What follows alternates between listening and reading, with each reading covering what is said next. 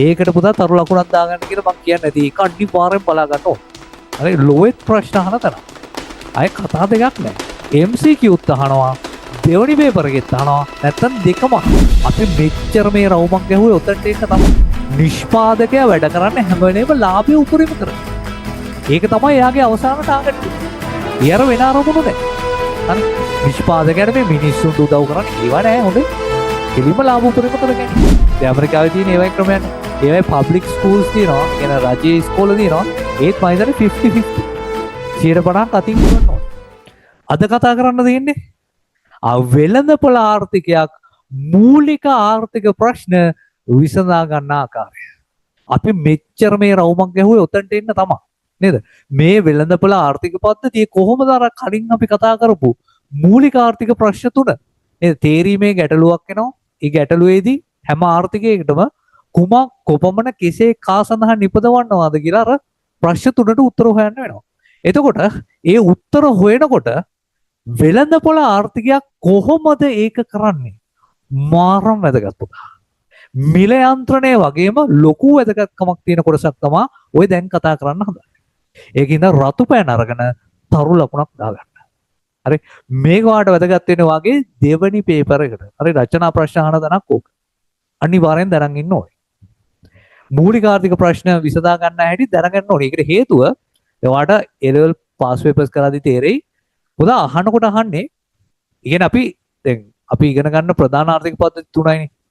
මිශ්‍ර ආර්ථික පද්ධතිය, වෙළඳපොළ එක, ඊට පස්සේ සැලසුම්ගත නැත්නම් විධානගත ආර්ථික. ওই තුන ගැන තමයි අපි වැඩි හරියක් ඉගෙන ගන්න. එතකොට පුතා ඔය ආර්ථික පද්ධති තුන තුලම කොහොමද මූලික ආර්ථික ප්‍රශ්න විසඳගන්නේ කියන එක ගැන ඔයාට හොඳ පැහැදිලි අවබෝධයක් තියෙන්න ඕනේ. වෙළඳපොළ ආර්ථිකයක් කොහොමද ඒක කරන්නේ? සැලසුම්ගත ආර්ථිකයක් කොහොමද ඒක කරන්නේ? මිශ්‍ර ආර්ථිකයක් කොහොමද ඒක කරන්නේ? ওই තුන අනිවාර්යෙන් දැනන් ඉන්න ඕනේ. අනිවාර්යෙන් ඕකෙන් රචනා ප්‍රශ්න අහනවා. හරි. ඒකෙන් අහන්නේ කොහොමද දන්නවද? කුමක් කොපමණ නිපදවනාද යන මූලික ආර්ථික ප්‍රශ්නය වෙළඳපොළ ආර්ථිකයක් සහ සැලසුම්ගත ආර්ථිකයක් විසඳා ගන්න ආකාරය විස්තර කරන ලකුණු 6යි. හරි. ඔන්න ප්‍රශ්න අහන හැටි. එතකොට ඔයාලට වෙළඳපොළ ආර්ථිකය ගැන අයිඩියා එකකුත් තියෙනවා නරක ගැනත් අයිඩියා එකක් තියෙනවා. මොකද මේ වගේ ප්‍රශ්න ගොඩාක් වැඩිපුර ප්‍රවණතාවයක් තියෙනවා මේ පහුගිය විභාග කාලේ අහලා තියෙන. දෙවෙනි පේපර් එකේ ඒ වගේව තමයි අහලා තියෙන වැඩියට. කම්පෙයාර් කරන්න. එතකොට ඔයාලට මේ දෙක පිළිබඳ හොඳ දැනුමක් තියෙනවා. ඒවට උත්තර ලියන්න නම් මේ තියරි ටික හරියට දැනන් ඉන්න ඕනේ. මහ ලොකු අමාරුවක් නෑ. ලකුණු 6යිනේ.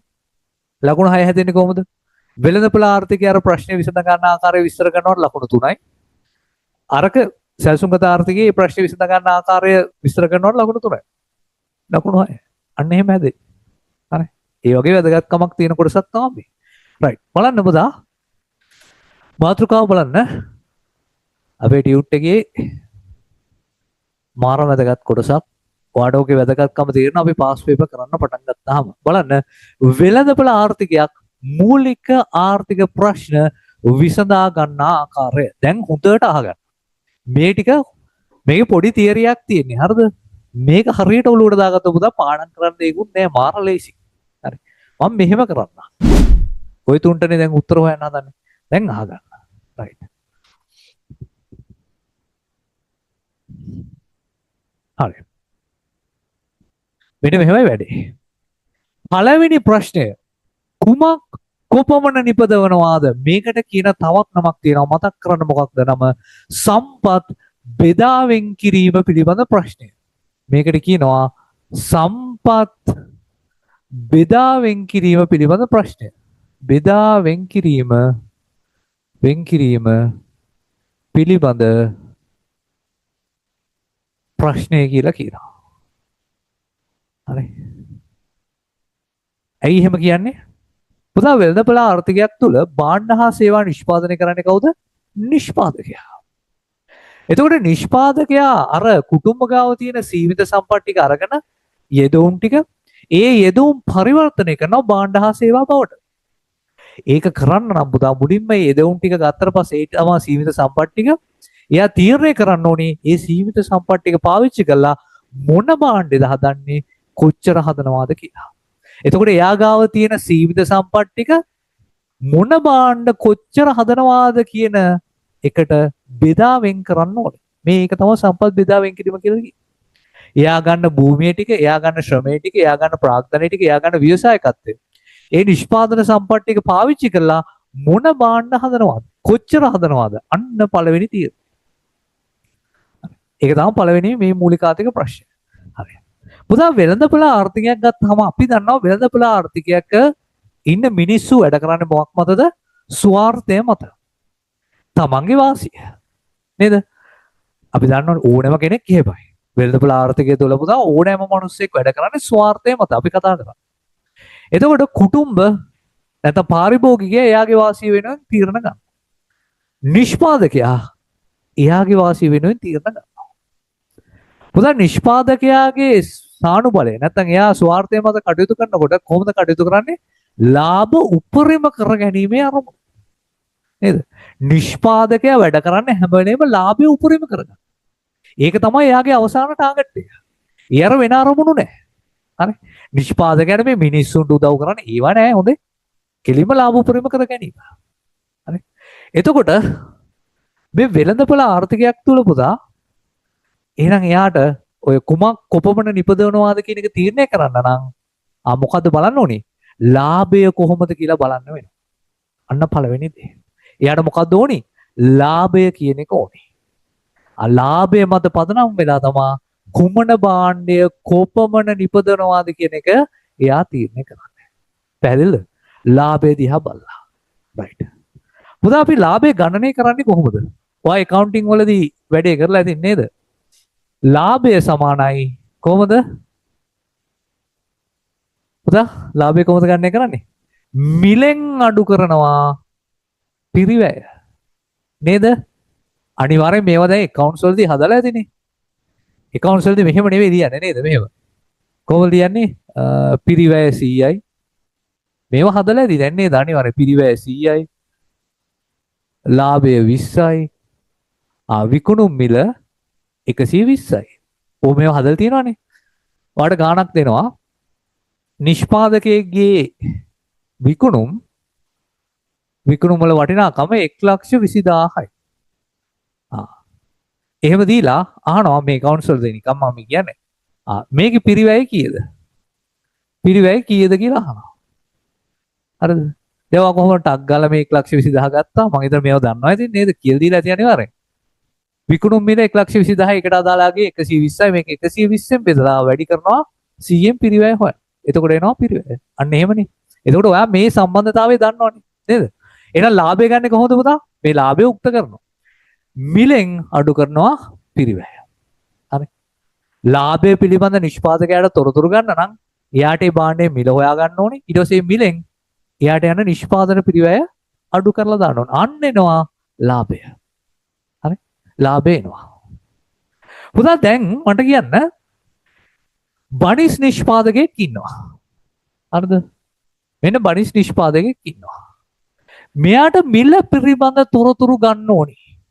නේද? දැන් අනිවාර්යෙන් ලාභය හොයන්න නම් පුතා මිල එපයි. බනිස් ගෙඩියක මිල ගැන තොරතුරු ගන්න නම් එයා යන්න ඕනි වෙළඳපොළ මොකද්ද? පුළුවන් නම් කියන්න. කල්පනා කරන්න. මෙයාට බනිස් ගෙඩියක මිල පිළිබඳ තොරතුරු ගන්න ඕනි. බනිස් ගෙඩියක මිල පිළිබඳ තොරතුරු ගන්න නම් එයා යා යුතු වෙළඳපොළ කුමක්ද? මේ විභාග ප්‍රශ්නයකට එන්න හදනවද? මේ කියන්නේ ඒකයි. පුතා මොන වෙළඳපොළෙන්ද එයාට ඒ තොරතුරු ගන්න පුළුවන්? කල්පනා කරන්න.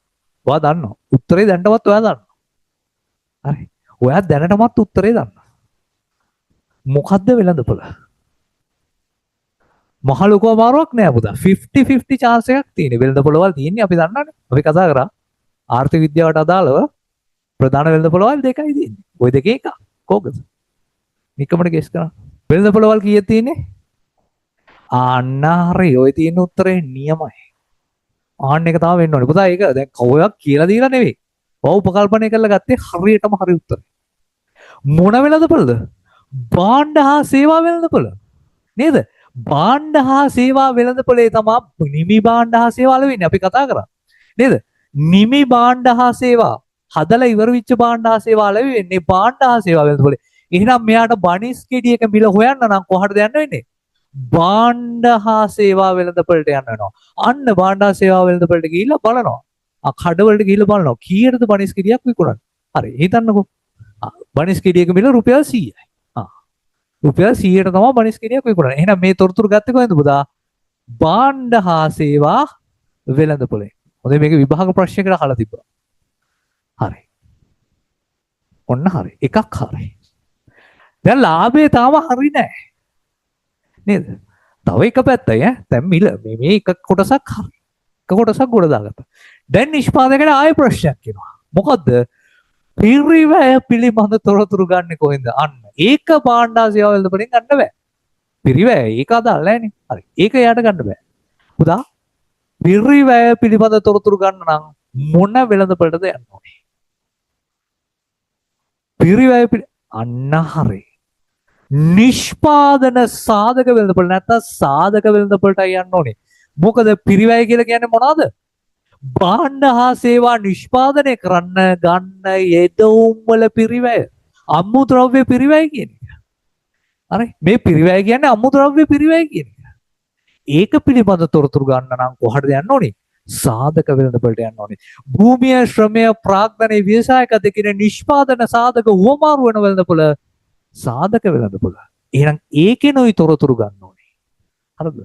ඔන්න නිෂ්පාදකයා යනවා. හරි. පුතා එයා ගිහිල්ලා P20000යි කොහොම හරි. පුතා එයා යනවා. ඔන්න දැන් එයා බඩිස් හදන්නනේ යන්නේ. එයා නිෂ්පාදන සාධක වෙළඳපොළට යනවා. හරිද? නිෂ්පාදන සාධක වෙළඳපොළට යනවා. එයා බලනවා මිල හරි උනාට එයාගේ පිරිවැය තාම එයා දන්නේ නැහැනේ. ආන්න එයා සාධක වෙළඳපොළ පැත්තේ ගිහිල්ලා බලනවා කොච්චර වියදමක් යයිද. එයා එස්ටිමේට් එකක් හදාගන්නවා. මෙන්න මෙහෙම හිතන්නකෝ. පුතා එයා ශ්‍රමය ගත්තොත් ශ්‍රමයට වැටුප් ගෙවන්න වෙනවා රුපියල් 20000ක. හරි. හිතන්න එයා බලාපොරොත්තු වෙන පුතා බනිස් ගෙඩි අපි කියමු 1000ක් හදන්න කියලා. හරි බනිස් ගෙඩි එයා බලාපොරොත්තු වෙනවා 1000ක් හදන්න. බනිස් ගෙඩි 1000ක් හදන්න නම් එයාට ශ්‍රමිකයෙක් ගන්න වෙනවා රුපියල් 20000ක වැටුපක් ගෙවලා. හරිද? රුපියල් 20000ක වැටුපක් ගෙවලා ශ්‍රමිකයෙක් ගන්න වෙනවා. අන්න එයාගේ නිෂ්පාදන පිරිවැය. දැන් එයා බනිස් ගෙඩි 1000ක් හදන්න බලාපොරොත්තු වෙනවා. හරි. ඊට පස්සේ පුතා එයාට ශ්‍රමිකයෝ ඕනේ. ඊට පස්සේ එයාට භූමියක් ඕනේ නේද? මේ නිෂ්පාදනාගාරයක් දාන්න නම් බේකරියක් හදන්න ඉඩමක් තියෙන්න බෑ. අන්න ඉඩමක් ගන්නවා. ඉඩමට ගෙවනවා බදු කුලිය 20000. හරි. භූමිය ගන්නවා, ඉඩමක් ගන්නවා. ඒ ඉඩමට මොකද ගෙවන්නේ? බදු කුලිය ගෙවනවා. අන්න රුපියල් 30000. හරිනේ. බදු කුලිය ගෙවනවා 30000. හරි. බදු කුලිය ගෙවනවා 30000. අවුලක් නැහැනේ. ඊට පස්සේ පුතා එයාට ඉඩම තිබ්බ කියලා හරියන්නේ නැහැ. එයාට ගොඩනැගිල්ල හදන්න ඕනේ. පෝරණු ගේන්න ඕනේ. නේද? අනිත් මෙවලම් ගේන්න ඕනේ. අර මේවා ගෙජට් ගොඩක් තියෙනවානේ. ඒවට අපි කියනවා ප්‍රාග්ධනය කියලා. ප්‍රාග්ධනයේට පොලිය ගෙවනවා 10000. අන්න. ලාභය මෙතන නෑ. මම ලාභය පස්සේ දාලා පෙන්නන්නම්. හොඳයි ලාභයත් එනවා. රයිට්. එතකොට මේ ටිකේ පිරිවැය කොච්චරද? මෙතන 0.3යි. මයිකයි 60000යි. එහෙනම් අන්න නිෂ්පාදන පිරිවැය එනවා රුපියල් 60000. හරි ඔන්න නිෂ්පාදකයා මේ ඔක්කොම කරන්නේ මොකද්ද? මේ ලාභය කොච්චරද කියලා හොයන්න. එයා එස්ටිමේට් එකක් හදනවා. එයා බලනවා හරි බනිස් කිඩි 1000ක් එතකොට මෙච්චර වියදමක් වියදම කීයද එනවා 60000. හරි වියදම වෙනවා 60000. හරි. පුතා දැන් නිෂ්පාදන පිරිවැය 60000යි. හරි නිෂ්පාදන පිරිවැය 60000යි. ඒක බෙදනවා බනිස් කිඩි ප්‍රමාණයෙන්. එතකොට එක බනිස් ගෙඩියක පිරිවැය එනවා බනිස් ගෙඩියක පුතා කීයද? රුපියල් 60ක් කියලා. අන්න පිරිවැය පිළිබඳ තොරතුරු ගත්තා. හරිනේ. ඕකටනේ තැටුමේ. දැන් හරි. දැන් අන්න මෙයා පිරිවැය කියලා දාගන්නවා කීයද? 60ක්. රුපියල් 60ක් පිරිවැය. පුතා. මෙයාගේ ලාභය කීයද? 100න් 60ක් ගියාම ලාභය එනවා රුපියල් 40ක්. පුතා මේක තමයි ලාභය කියන්නේ. හොඳේ ව්‍යවසායකත්වයට හම්බෙන්නේ මේක. ඒතකොට ව්‍යවසායකත්වයයි මෙහෙ දාන්න ඕනේ නැහැ. මේ ව්‍යවසායකත්වයට හම්බෙන ප්‍රමාණය තමයි. හරිනේ. ඒතකොට ව්‍යවසායකත්වයේ අමුතුවෙන් ගන්න දෙයක් නැහැ. මේකට හම්බෙන එක තමයි. එහෙනම් ලාභය කීයද? අන්න රුපියල් 40යි කියලා එයා ගණනය කරා. හරි. එහෙම තමයි එයා තොරතුරු ගන්න. බලන්න. එතකොට පිරිවැය පිළිබඳ තොරතුරු ගත්තේ මොකෙන්ද? සාධක වෙළඳපොලේ. සාධක වෙළඳ පොලේ. හරි. අන්න. හරිනේ. පැහැදිලි නේද කතාව? මෙයාට පුතා එතකොට මේ කුමක් කොපමණ නිපදවනවාද කියන එක තීරණය කරන්නේ නිෂ්පාදකයා ලාභය මත. ලාභය හොයන්නේ මිල අඩු කිරීම පිරිවැය. මිල පිළිබඳ තොරතුරු ගන්න යනවා භාණ්ඩ සේවා වෙළඳපොළට. සාධක පිළිබඳ තොරතුරු ගන්න යනවා නිෂ්පාදන සාධක වෙළඳපොළට. අන්න එතකොට එයාට ලාභය හොයා ගන්න පුළුවන් ලාභය 40යි. අන්න ඒ විදිහට තමයි නිෂ්පාදකයා ලාභය හොයන්නේ. හරි. පුතා එතකොට අපි දන්නවා නිෂ්පාදකයා ස්වාර්ථය මත වැඩ කරන පුද්ගලයෙක්. එයා ලාභය දිහා බලලා මෙන්න මේ විදිහට තමයි භාණ්ඩ සේවා නිෂ්පාදනය කරන්නේ. මෙන්න බලා ගන්න. පුතා නිෂ්පාදකයා මෙන්න මෙහෙම වැඩක් කරනවා. හරි පේනව නේද? ලාභය වැඩි නම් කිසියම් භාණ්ඩයක හරි කිසියම් භාණ්ඩයකින් ලැබෙනවා ලාභය වැඩි නම් එයා ඒ භාණ්ඩය වැඩිපුර නිෂ්පාදනය කරනවා. අන්න වැඩිපුර නිෂ්පාදනය කරයි. නිෂ්පාදනය කරයි. අන්න පළවෙනිම දේ. කිසියම් භාණ්ඩයකින් හම්බෙන ලාභය වැඩි නම් එයා ඒ භාණ්ඩය වැඩිපුර නිෂ්පාදනය කරනවා. මොකද ලාභ වැඩි කියන්නේ ලාභ උපරිම කර ගැනීම අරමුණ නේද? එහෙනම් එයා අනිවාර්යෙන් වැඩිපුර ඒවා හදනවා. මොකද වැඩිපුර භාණ්ඩ ප්‍රමාණයක් හදනවා කියන්නේ එයාගේ ලාභ නිකම්ම වැඩි වෙනවා. ඉතින් එයාගේ අරමුණ ඊට වෙනවනේ. ඒකින්ද ලාභ වැඩි භාණ්ඩය වැඩිපුර නිෂ්පාදනය කරනවා. ඔන්න පළවෙනි දේ. හරි. දෙවෙනි එක. කිසියම් භාණ්ඩයකින් හම්බෙන ලාභය අඩුයි නම් ඒ භාණ්ඩය අඩුවෙන් නිෂ්පාදනය කරනවා. අඩුවෙන් නිෂ්පාදනය කරයි. අන්න දෙවෙනි කතාව. කිසියම් භාණ්ඩයකින් හම්බෙන ලාභය අඩුයි නම් ඒ භාණ්ඩය වැඩියෙන් හදන්නේ නැහැ. ඒක අඩුවෙන් හදනවා. දැන් හිතන්නකෝ මෙතන පුතා බනිස් වලින් 40ක් හම්බෙනවනේ. ඊට පස්සේ පාන් හැදුවොත් එයාට රුපියල් 20ක ලාභයක් හම්බ වෙනවා. නේද? තේරුවන්නේ නැහැනේ 20ක ලාභය හම්බෙන එකද හොඳ 40ක ලාභය හම්බෙන එකද? ලාභ පුරේ වෙන්නේ මේක වැඩිපුර හැදුවොත්. අන්න ඒ වගේ. ඒ වගේ තීරණ තමයි යා ගන්න. යා හිතන්නේ නැහැ මේ මිනිස්සුන්ට ඕනි වෙන දේවල්ද? මිනිස්සුන් මේ බනිස් කන්න බැරුව පාන් ගන්න බැරි මිනිස්සු ගොඩක් ඉන්නවා. ඒ මිනිස්සුන්ට ආදායම් නැහැ. ඒගොල්ලන්ටත් අපි හදන්න ඕනේ. ඒවා හිතන්නේ නැහැ. හරි. ලාභ නැත්තම් වැඩේ නැහැ. හරි.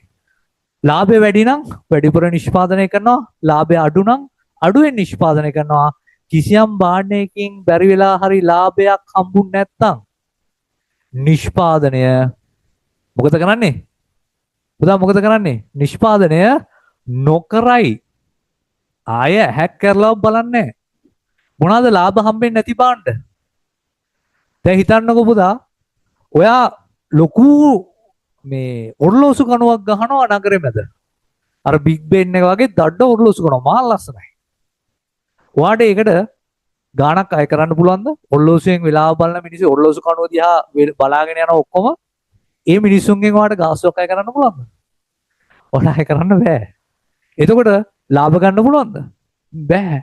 එතකොට ඒ වගේ භාණ්ඩ නිෂ්පාදනය කරයිද? නිෂ්පාදනය කරන්නේ නැහැ. හරි. ඔරලෝසු කණුව හදන්නේ. ලයිට් මේ ඔය පාරේ තියෙන වීදි ලාම්පු. දැන් වීදි ලාම්පුවක් හැදුවා කියලා ආදායමක් ගන්න පුළුවන්ද? ඈ අර වීදි ලාම්පුව යටින් යන එකෙක් නේද? කවුරු හරි මිනිස්සෙක් යනකොට එතනට මේ එළිය යටින් ගිය ගමන් කතා කරලා ටිකට් එකක් ගන්න පුළුවන්ද? ඔයා මගේ ලයිට් කණුව එළිය පාවිච්චි කරා. එහෙම පුළුවන්ද? එහෙම බෑ.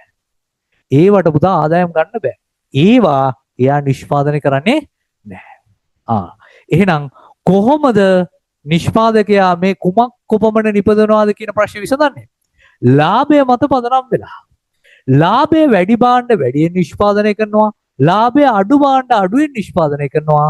ලාභ නැත්නම් නිෂ්පාදනය නොකර ඉන්න. ඕන ඔය විදිහට තමයි මේ පළවෙනි ප්‍රශ්නේ විසඳගන්නේ. හරි. මොනවා හරි අපහැදිලි තැනක් තියෙනවා නම් කියන්න. හරි. මොනවා හරි අපහැදිලි තැනක් තියෙනවා නම් කියන්න. හරි. ඕක තමයි සම්පූර්ණ සමරි එක. මෙතන තියෙන්නේ සම්පූර්ණ කතාව තමයි. හරි. මතක තියාගන්න මේ පළවෙනි ආර්ථික ප්‍රශ්නේ විසඳනකොට නිෂ්පාදකයා වෙළඳපොළවල් දෙකකින් තොරතුරු ගන්නවා. මේක විභාග ප්‍රශ්නයක්. මේ මිල පිළිබඳ තොරතුරු ගන්නවා භාණ්ඩ සේවා වෙළඳපොළෙන්. පිරිවැය පිළිබඳ තොරතුරු ගන්නවා සාධක වෙළඳපොළ.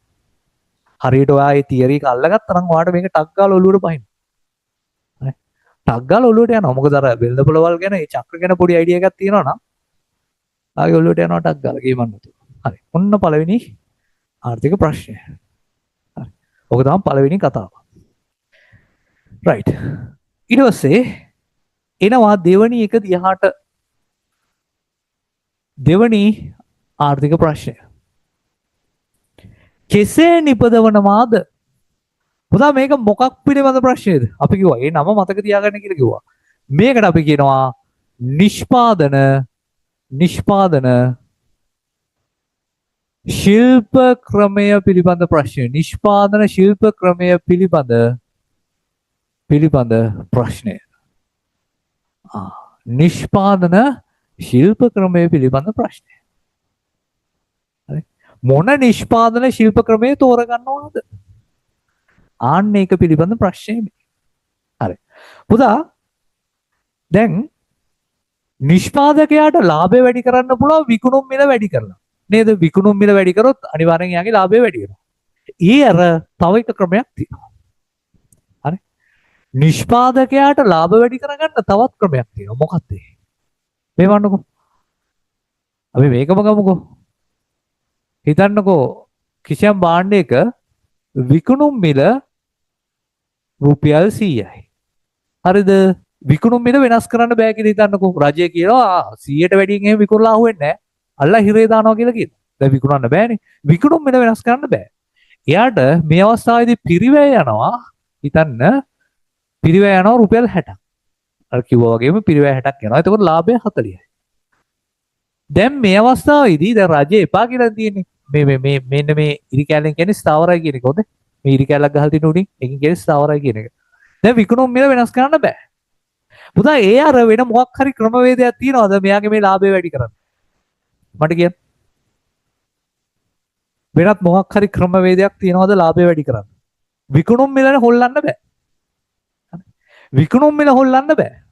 මට කියන්න වෙන මොකක් හරි ක්‍රමවේදයක් තියනවාද මෙයාගේ ලාභය වැඩි කරන්න? ආන්න හරි. හොඳයි ආ. මොකද්ද ක්‍රමය? පිරිවැය අඩු කිරීම නියමයි. හරියට හරි නිෂ්පාදන පිරිවැය කොහොමදයි? අනිවාර්යෙන් ඒක තමයි කරන්නේ. පුතා එයාට ඒක කරන්න පුළුවන්. නේද? විකුණුම් මිල වැඩි වෙන ගමන් නිෂ්පාදන පිරිවැයත් අඩු කරොත් ලාභය ඩබල් වෙනවා. හරි මේ වගේ අවස්ථාවක එයාට ටක් ගාලා මොකද කරන්න පුළුවන්? මේ නිෂ්පාදන පිරිවැය අදින්න පුළුවන් පල්ලෙහාට අපි නිෂ්පාදන පිරිවැය 40ක් විතර කරනවා. ආන්න එතකොට ලාභය 60ක් වගේ වෙනවා. හරි. අන්න එහෙම තමයි වැඩි. පුතා එතකොට ඔයාලට පැහැදිලිව පේනවා නිෂ්පාදන පිරිවැය අඩු කිරීම තුලත් ලාභ වැඩි වෙනවා. එහෙනම් නිෂ්පාදකයා නිෂ්පාදන ශිල්ප ක්‍රමය තෝරද්දී එයා මොකද්ද බලන්නේ? ලාභදායීතාවය. එතනදී බලන්නේ ඒක. එයාගේ ලාභ වැඩි කරන්න නම් අඩුම පිරිවැයක් යන නිෂ්පාදන ශිල්ප ක්‍රමය තෝරා ගන්න ඕනේ. ඒක තමයි යාගේ තේරීම. අනිවාර්යෙන් නිෂ්පාදකයා තෝරන්නේ මොකද්ද? අඩු පිරිවැයක් යන නිෂ්පාදන ශිල්ප ක්‍රමය. අඩු පිරිවැයක් යන නිෂ්පාදන ශිල්ප ක්‍රමය මොකද්ද?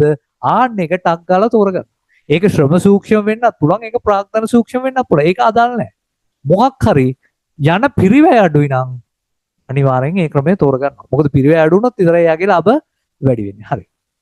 එහෙනම් මෙන්න තර්කය නිෂ්පාදකයා කෙසේ නිපදවනවාද කියන එක තෝරගන්න. එයා නිෂ්පාදන ශිල්ප ක්‍රමය තෝරද්දී බලන්නේ මෙන්න මේ දෙක.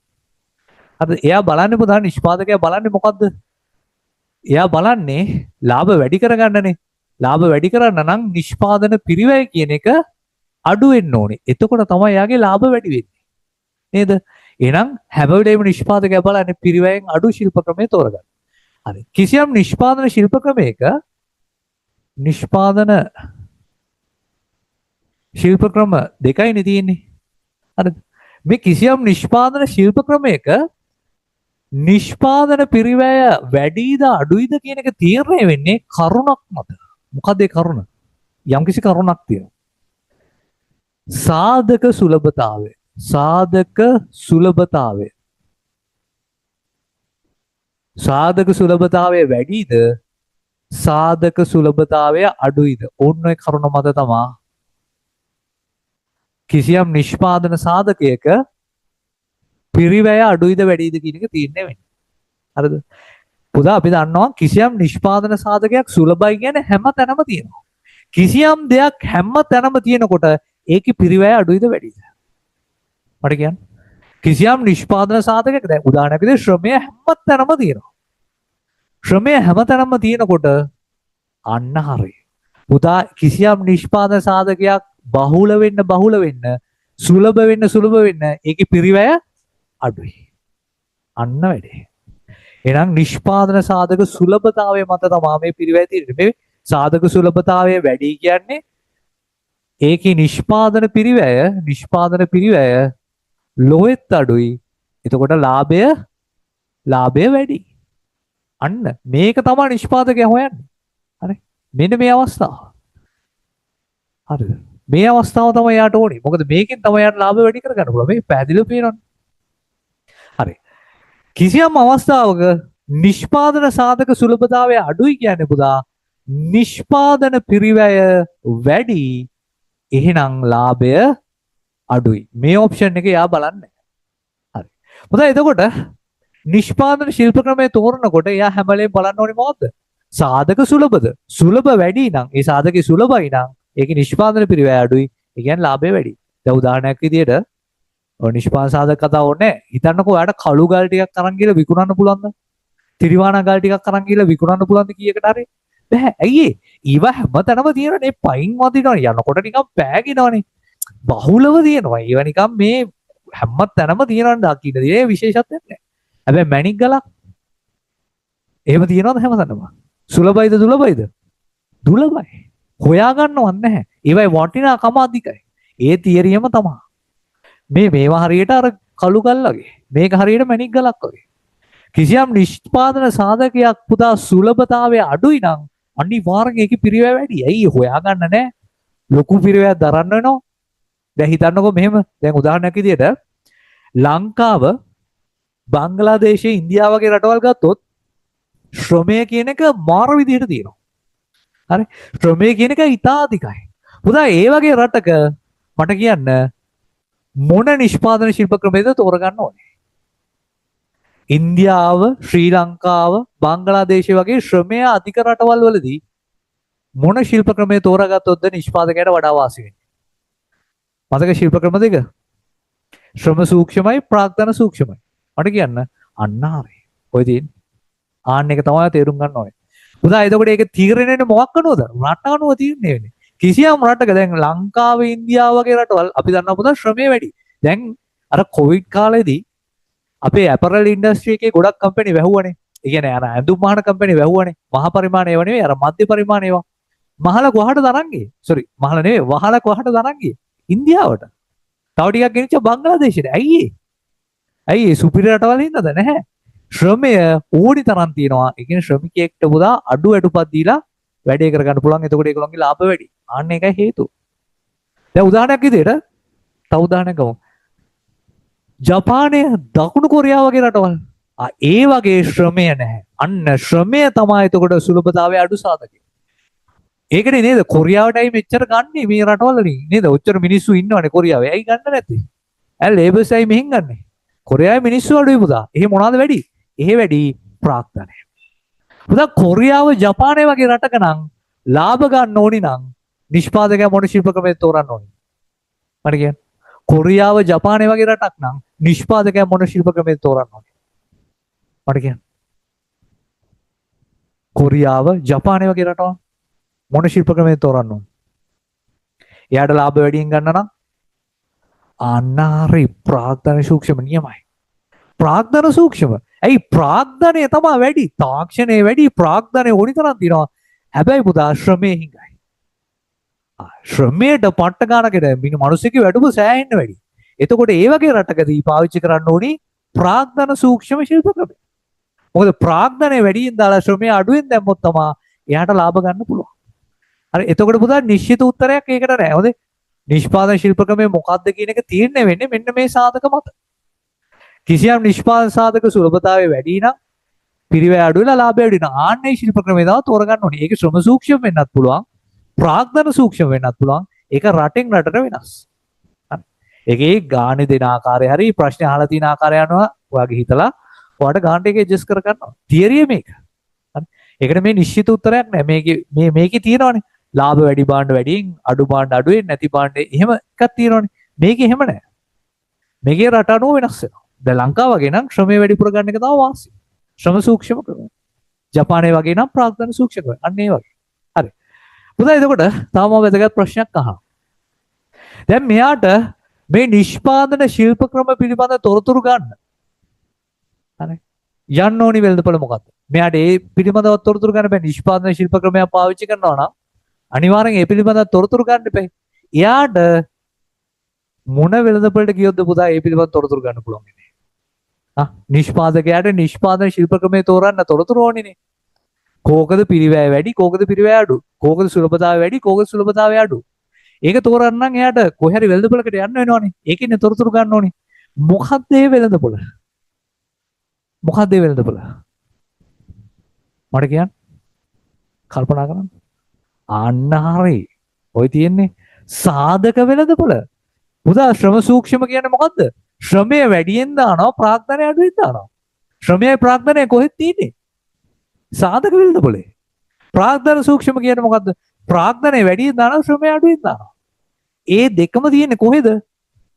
සාධක වෙළඳපොළේ.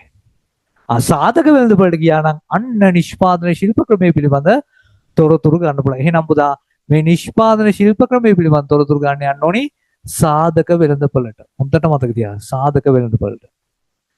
හරි. මේ විභාග ප්‍රශ්නයක් හොඳේ. හරි. මේක විභාග ප්‍රශ්නයක්. ඔන්න දෙවෙනි එක. එතකොට බලන්න පළවෙනි මූලික ආර්ථික ප්‍රශ්නේ විසඳ ගන්න තොරතුරු ගන්න ඕනි වෙළඳපොළවල් දෙකකින්. හරිනේ. පළවෙනි මූලික ආර්ථික ප්‍රශ්නේ විසඳන්න අපිට වෙළඳපොළවල් දෙකකින් තොරතුරු ගන්න ඕනි. භාණ්ඩ හා සේවා වෙළඳපොළ සහ සාධක වෙළඳපොළ. හැබැයි දෙවෙනි මූලික ආර්ථික ප්‍රශ්නේ විසඳ ගන්න අපිට එක වෙළඳපොළක තොරතුරු විතරක් ප්‍රමාණවත්. මේ නිෂ්පාදන ශිල්ප ක්‍රමයේ පිළිබඳ තොරතුරු ගන්න යන්න ඕනි සාධක වෙළඳපොළට. එච්චරයි. ආයේ භාණ්ඩ හා සේවා වෙළඳපොළක් එහෙම එතනට අදාළ නැහැ. අදාළ වෙන්නේ නැහනේ. කොහොමවත් අදාළ නැහැ. හරි. එහෙනම් නිෂ්පාදන ශිල්ප ක්‍රමයේ පිළිබඳ තොරතුරු ගන්න නම් සාධක වෙළඳපොළට යන්න. එච්චරයි. අය වෙන මොනවත් උඩ සාධක වෙළඳපොළේ ඒ සියලුම තොරතුරු තියෙනවා. එයාට ඒ පිළිබඳ මෙතනින් තොරතුරු අරගෙන ශිල්ප ක්‍රමයේ තෝරා ගැනීම කරන්න පුළුවන්. ඔන්න දෙවෙනි මූලික ආර්ථික ප්‍රශ්නය. තියරි එක ඔලුවට දාගන්න ඕනේ. හරිනේ. ඔන්න දෙකයි, තව එකයි තියෙන්නේ. රයිට්. අවසාන එක. මේක තමයි පුතා කට්ටිය වැඩියෙන් පටල ගන්න එක. මේක පිළිබඳ ගොඩක් අයට ලොකු අවබෝධයක් නැහැ. මොකද අපි දන්නවනේ ප්‍රශ්න වලට උත්තර ලියනකොට ළමයි වරද්දන්නේ මේක. මේ දෙක සුපිරියට ලියනවා. මෙන්න මේක හරියට තාම තේරෙලා නැහැ. ගොඩක් වැරදි මේ මෙන්න මේ කා සඳහා නිපදවනවාද කියන එක ළමයි වැරදි කතා කියනවා. ඉතින් හොඳට අහගන්න. මේ මොකද්ද මේ කා සඳහා නිපදවනවාද කියන්නේ? ආදායම් බෙදියාම් පිළිබඳ ප්‍රශ්නය. ආදායම් බෙදියාම පිළිබඳ ප්‍රශ්නය. බෙදියාම පිළිබඳ ප්‍රශ්නය. හරි. ආදායම් බෙදියාම පිළිබඳ ප්‍රශ්නය. හරි. පුතා එතකොට මතක් කරන්න අපි කිව්වා රටක ඉන්න සියලුම නිෂ්පාදකයෝ එකතු වෙලා හදන භාණ්ඩ හා සේවා තොගයක් තියෙනවානේ. ඒක තමයි රටේ සමස්ත නිෂ්පාදක. රටේ ඉන්න හැම නිෂ්පාදකයෙක්ම යෙදවුම් පාවිච්චි කරලා හදන නිමවුමක් තියෙනවානේ. හිතන්නකෝ මේක කියලා. මේන්න රට මේකේ සමස්ත නිමවුම අපි කියන භාණ්ඩ ඒකක මෙහෙම හදනවා මුළු රටේම භාණ්ඩ තොගය භාණ්ඩ ඒකක 10,000යි කියලා හිතන්නකෝ. ඒකට කියනවා අපේ රටේ සමස්ත නිමවුම. නැත්නම් අපි කියනවා කියන්නේ ඕගොල්ලෝට බය කරන්න ඕනේ නම් කාව හරි කියන්න පුළුවන් දල දේශීය නිෂ්පාදිත කියලා. අපි ඒක ඉගෙන ගන්නවා ඉස්සරහට. කියන්නේ සාමාන්‍ය රටේ නිමවුම කියන එක දල වශයෙන් එහෙම අයිඩියා එකක් තියෙනවා. නැද්ද? රටක ඉන්න සියලුම නිෂ්පාදකයෝ අර ඒගොල්ලෝ ගාව තියෙන සීමිත සම්පත් ටික පාවිච්චි කරලා හදන භාණ්ඩ හා සේවා තොගයක් තියෙනවානේ. මුළු රටේම භාණ්ඩ හා සේවා ටික. හිතන්නකෝ 10,000 කියලා.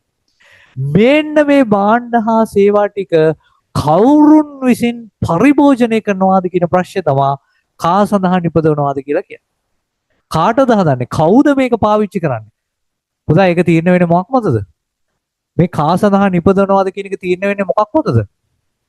ඒ ආර්ථිකය තුල ඉන්න පාර්ශවයන්ගේ මොකක් මතද? එයාගේ ආදායම මත තමයි ඒක තීරණය වෙන්නේ. මේ නිෂ්පාදකයෝ එකතු වෙලා හදන සමස්ත භාණ්ඩ හා සේවා තොගෙන් කොපමණ ප්‍රමාණයක් පරිභෝජනය කරනවාද කොපමණ ප්‍රමාණයක් පරිභෝජනය කරන්න බැරි වෙනවාද කියන එක තීරණය මොකක් මතද? ඒ ආර්ථිකය තුල ඉන්න ඒ පාර්ශවයාගේ ඒ පුද්ගලයාගේ ආදායම් මට්ටම අනුව. උදා කිසියම් පුද්ගලයෙක්ට තියෙන ආදායම වැඩි නම් එයාට මේ භාණ්ඩ හා සේවා තොගෙන් වැඩි ප්‍රමාණයක් පරිභෝජනය කරන්න පුළුවන්. කිසියම් පුද්ගලයෙක්ට තියෙන ආදායම අඩුයි නම් එයාට මේ භාණ්ඩ හා සේවා තොගෙන් අඩු ප්‍රමාණයක් පරිභෝජනය කරන්න පුළුවන්. ඒක තමයි මේකට ආදායම් බෙදියාම් පිළිබඳ ප්‍රශ්නය කියන්නේ. හේතුව ඒ සියල්ල තීරණය වෙන්නේ මොකද්ද? ඒ පුද්ගලයාගේ ආදායම මත. හරි. එතකොට මිනිස්සෙක්ගේ ආදායම තියෙන්නේ මොන්නේ මොකක් මතද පුතා? අපි දන්නවා accounting වලදීත් ඔය ආදායම පිළිබඳව කතා කරන ඒවා පටල ගන්න එපා. ඒ වෙන විෂයක්. මේකෙදි අපි කියනවා මේ මිනිස්යාගේ ආදායම තියෙන්නේ මොකක් මතද? ඒ මිනිස්යාට තියෙන සාධකවල මිල සහ එයාට තියෙන සාධක හිමිකාරීත්වය, සාධක ප්‍රමාණය. ඕන ඔය දෙක මිල වැඩි කිරීම ප්‍රමාණය. ඒකෙන් තමයි එයාගේ ආදායම හැදෙන්නේ. කිසියම් මිනිසෙක්ට අන්න හරි. ඔය තියෙන්නේ. මම එකපාරක් කිව්වා ඔක ෂේප් එකේ. හරි පුතා, හරියටම හරි. නියමයි ආ. අන්න ඒ මට්ටමේ තියෙනවා. මේ බලන්නකො මේ මිනිස්යාගේ ආදායම තියෙන්නේ වෙන්නේ. ඒ මිනිස්යාට තියෙන සාධකවල මිල මත දැන් උදාහරණයක් විදිහට ශ්‍රමය තියෙනවා නම් ශ්‍රමයට තියෙන මිල. එයාගේ ශ්‍රමයට ගෙවන වැටුප. ඒක මත සහ එයාට තියෙන ශ්‍රම ප්‍රමාණය. පැය කීයක් එයාට ශ්‍රමය සපයන්න පුළුවන්ද කියන එක. ආන්නේ දෙක මත තමයි එයාගේ ආදායම තියෙන්නේ. හරිද? දැන් මේ හිතන්නකෝ මේ මිනිස්යාට හරි. පුතා හිතන්න මෙයාට ශ්‍රමය තියෙනවා. හරි මේ මිනිස්යා ගැන හිතන්නකෝ මෙයාට ශ්‍රමය තියෙනවා. ශ්‍රමයට එයාට හම්බ වෙනවා වැටුප. හරි. ශ්‍රමය තියෙනවා. ශ්‍රමය සපයලා එයාට වැටුපක් ගන්න පුළුවන්. ඊට පස්සේ එයාට භූමිය තියෙනවා. දේපල තියෙනවා. භූමිය තියෙනවා. භූමිය දීලා එයාට බදු කුලියක් ගන්න පුළුවන්. මේ ඔක්කොම ආදායම්නේ. ඊට පස්සේ මේ මිනිස්යාට ආය ප්‍රාග්ධනයක් තියෙනවා. ප්‍රාග්ධනයක් තියෙනවා. එහෙනම් එයාට පොලි ආදායමක් ගන්න පුළුවන්. පුතා මෙයාට එයාගෙම කියලා කම්පැනියක් තියෙනවා. ඒකේ එයාගෙම භාණ්ඩයක් හදනවා. ඒකේ ව්‍යවසායකත්වයක් තියෙනවා. ඒකට ලාභ ගන්නත් පුළුවන්. පුතා එතකොට එයාගේ ආදායම ඉහළ ආදායමක්. මොකද එයාට නිෂ්පාදන සාධක ඔක්කොම ටික තියෙනවා මේ. එහෙම මිනිස්සු ඉන්නවා. ඒගොල්ලෝ තමයි අපි කියන්නේ සල්ලිකාරයෝ කියලා. ආන්නේ කට්ටිය මේ. එතකොට එයාගේ ආදායම මේ තියෙන්නේ. මේ සම්පූර්ණ ආදායම. පුතා හිතන්නේ එයාගේ ආදායම ලක්ෂ 2යි කියලා. මේ ටික ඔක්කොම එකතු කරනවා ලක්ෂ 2ක් එනවා කියලා. එහෙනම් එයාගේ භාණ්ඩ හා සේවා මිලදී ගැනීම හැකියාව ලක්ෂ 2යි. අන්න මේ හදන භාණ්ඩ හා සේවා තොගෙන් විතර කමන්නේ මේක අපි ලක්ෂ 5ක් විතර දාගමු. එතකොට හරිනේ. භාණ්ඩ ලක්ෂ 5ක් හදනවා කියලා හිතන්නකෝ. හරිද? මේ රටේම මේක උදාහරණයක් හොදේ නැත්නම් මේ ගැළපීමක් නැහැ කිසිම. හිතන්නකෝ නිකමට මේ රටේම හදන භාණ්ඩ 5 ලක්ෂයයි නම් ඒකෙන් 2 ලක්ෂයක්ම මේ මිනිස්යාට ගන්න පුළුවන්. නේද? ඒක තීරණය වෙන්නේ මොකක් මතද? එයාට හිමි සාධක මිල සහ සාධක ප්‍රමාණය මත. හරි. ඊට පස්සේ තව මිනිසෙක් ඉන්නවා මෙතන. ඌට තියෙන්නේ ශ්‍රමය විතරයි. ඌට කියන්නේ පුතා භාගයට භාගයක් ලංකාවේ ගත්තොත් 90%කටම තියෙන ඔය ප්‍රශ්නේ තමයි. 90%කටම තියෙන්නේ මේක තමයි. ඇත්තටම කතාව මේ ශ්‍රමය විතරයිනේ තියෙන්නේ. ගොඩක් මිනිස්සුන්ට එහෙමනේ. එයාට හම්බෙන්නේ වැටුප් විතරයි. නේද? හිතන්නකෝ වැටුප් 50000යි කියලා. එතකොට එයාට මේ භාණ්ඩ සේවාවතෝක 50000 කේවා විතරයි ගන්න පුළුවන්. අන්න දැක්කද? ඒක හින්දා තමයි ඒකට කියන්නේ ආදායම් බෙදියාම පිළිබඳ ප්‍රශ්නය කියලා. පුතා ඔයාලට පැහැදිලිව පේනවා සල්ලි තියෙන මිනිස්සයාට හොඳ ජීවිතයක් ගත කරන්න පුළුවන් මේ ක්‍රමය තුල. ඇයි ඒ? සල්ලි තියෙන මිනිස්සයාට ඕනි තරම් භාණ්ඩ සේවා තියෙනවා. දැන් පුතා නිෂ්පාදකයෙක් බලන්නේ මොකටද? ලාභ උපරිම කරගන්නනේ.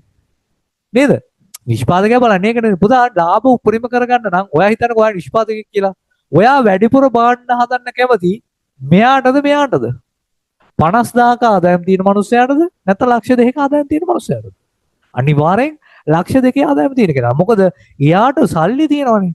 එයා එතකොට නිෂ්පාදකයා දන්නවා මොන භාණ්ඩ හැදුවොත් නික ඉහළ මිල තියෙන භාණ්ඩ හැදුවත් මේක ගන්නවා. ඒ උට සල්ලි ගාණක් නැහැ. මේ මොන භාණ්ඩ හැදුවක් ගන්නවා. ඉතින් එයාට ලාභ ගන්න පුළුවන් උපරිම. පුතා මතක තියාගන්න කොච්චර භාණ්ඩ හැදුවත් වැඩක් නැහැ මිලදී ගන්න නැත්තම්. හරි? නිෂ්පාදකයා මේ කොච්චර මහන්සිලා භාණ්ඩ හැදුවත් වැඩක් නැහැ ඒව විකිනෙන්නේ නැත්තම්. එයාට ලාභ එන්නේ නැහැ. විකුණන්න නම් ආදායම තියෙන්න ඕනේ. එහෙනම් එයා ටාගට් කරන්නේ හැම වෙලේම මෙන්න මේ ඉහළ ආදායම් ලාභී. එයා භාණ්ඩ සේවා හදන්න කැමති මේගොල්ලොන්ට. අර මේගොල්ලොන්ට වැඩිපුර හදනවා. මේගොල්ලොන්ට අඩුවෙන් හදනවා නේ. එයාට 50000නේ ආදායම. ඒතකොට එයාට 50000ක භාණ්ඩ විතරයි ගන්න පුළුවන්. නේද? ඒතකොට එයාට අඩුවෙන් හදනවා. පුතා බැරි වෙලා හරි මෙහෙම මිනිස්සෙක් හිටියොත් මෙයාට පැහැදිලි නේද මං කියන එක? මෙයාට ලක්ෂ 2ක භාණ්ඩ හදන්න පුළුවන්. ලක්ෂ 2ක ආදායම තියෙනක ලක්ෂ 2ක භාණ්ඩ විකුණ ගන්න පුළුවන්. මෙයාට 50000 විතරයි විකුණන්න පුළුවන්. නේ නිෂ්පාදකයා ටක් ගාලා ඒක බලනවා. ඊට පස්සේ තව මෙන්න මෙහෙන් ඉන්නවා. ඒ මිනිස්යාට ආදායමක් නැහැ. හිතන්නකෝ දිලිඳු කෙනෙක් එකේ හිඟන්නේ කියලා හිතන්නකෝ. ආදායමක් නැහැ.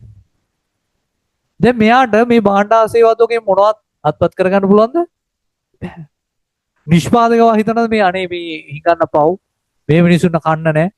නේද? මේ මිනිස්සුන්ට ටිකක් අපේ සම්පත් ටික වෙන් කළා මේ මිනිස්සුන්ට වෙනම හදන්න ඕනේ. එහෙම හිතනවා. එහෙම නම් හිතන්නේ නැහැ පුතා. ඕක තමයි මේ ආර්ථිකයේ තියෙන ලොකුම ප්‍රශ්නේ. සල්ලි තියෙන මිනිස්සයාට සුපිරියට ඉන්න පුළුවන්. සාමාන්‍ය කෙනාට සාමාන්‍යයෙන් ඉන්න පුළුවන්. හැබැයි සල්ලි නැති මිනිස්සයාට අයි අනේ නමක් නැහැ.